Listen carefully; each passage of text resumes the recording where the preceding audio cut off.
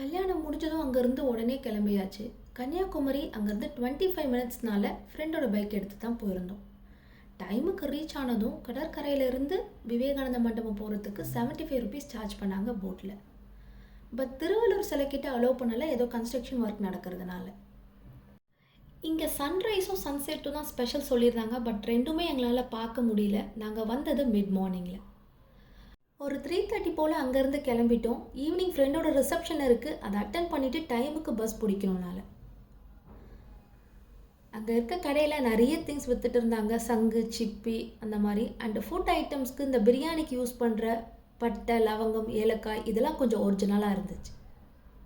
And அந்த ஊரோட special பழ பஜ்ஜி ட்ரை பண்ணியிருந்தேன், நல்லா இருந்துச்சு. இங்கே நம்ம சென்னையிலே கிடைக்குது, பட் அந்த ஃபுட்டோட நேட்டிவில் ட்ரை பண்ணும்போது கொஞ்சம் ஸ்பெஷலாக தான் இருந்துச்சு. டேஸ்ட் லைக் புளிப்பும் கொஞ்சம் இனிப்பும் கலந்த மாதிரி பண்ணியிருந்தாங்க.